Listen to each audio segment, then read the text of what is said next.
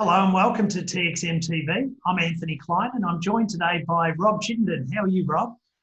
Yeah, hi Anthony. I am well. Hi everyone. And Rob, what lean tools and lean thinking? What are the topics you'd like to present today? Yeah, thank you, Anthony. I've been looking at some materials that's been coming out of the US, and some good articles are being written by the lean practitioners over there. And one of the terms that is coming out really strong is emerging strong. And how do we engage our lean tools now more than ever? And if we look that we are in a crisis and there are opportunities in crisis, so we've got to stay positive and healthy and take this on as a challenge and start planning for what the new normal awaits us after we return to work, with social distancing and PPE controls probably still being highly featured in our work. So using lean thinking at this time can help us improve our businesses for us to get better at what we do. And the first point with all lean thinking is to go deeply looking at the work. Where is the value being created and what problems do we need to solve with these impacts to our business over the next 3 to 6 months as we get back up to where we were.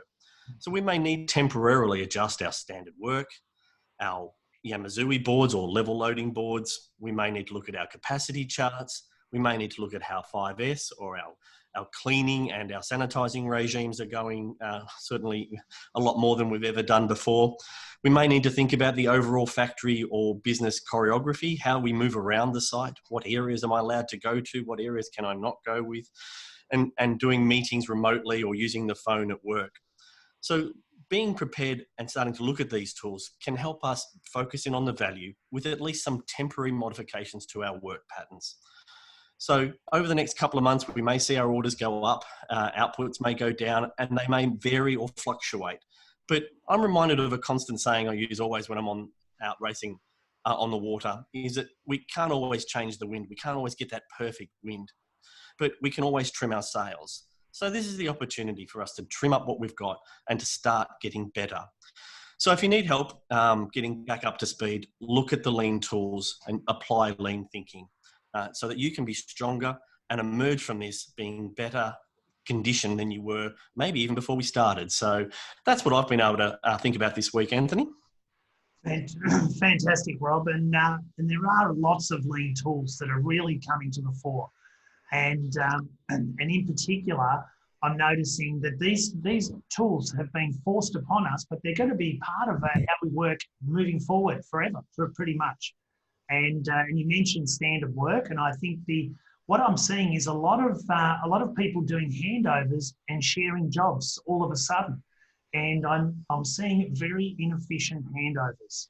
And so at TXM, what we do is we use the proven way called training within industry to help facilitate our job handover. So we get the incumbent person to write down the tasks. For each task, they then write down how they do that task. But then the key thing is to have a third column and they write down why they do it that way. And that reminds them that, hey, don't compromise how you do this task. So the actual, the sequence of doing the tasks is, that's quite a basic thing to remember, but it still needs to be documented. So that's in the what.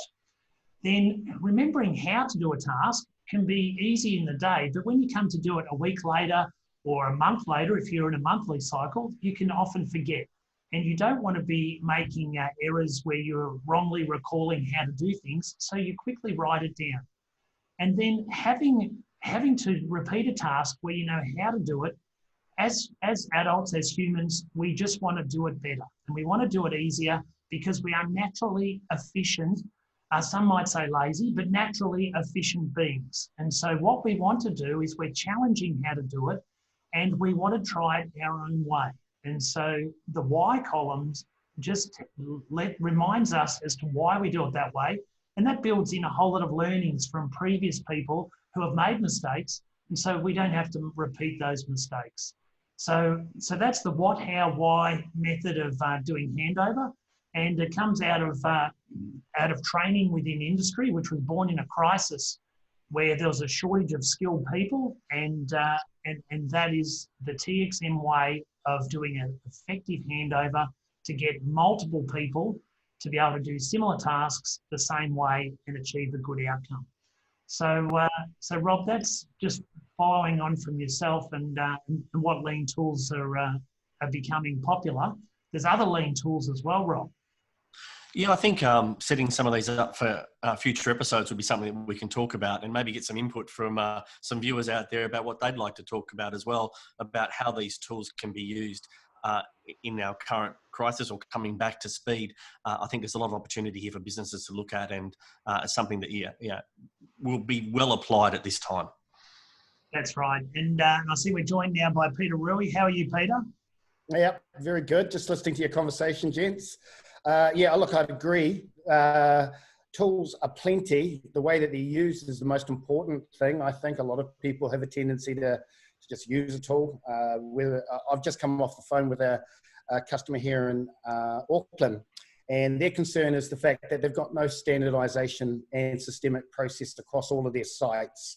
So they've got the tools, they just don't use them the same way. And one of the girls I was talking to, she did mention the fact that she can get a ishka or a fishbone sent to her for review, and it's totally different from how she would do it, and the same with their Christchurch branches and the like. So that standardized, agreed approach does two things. It makes it easier to review, but at the same time, what it also does is it means that people don't have to think about what comes next.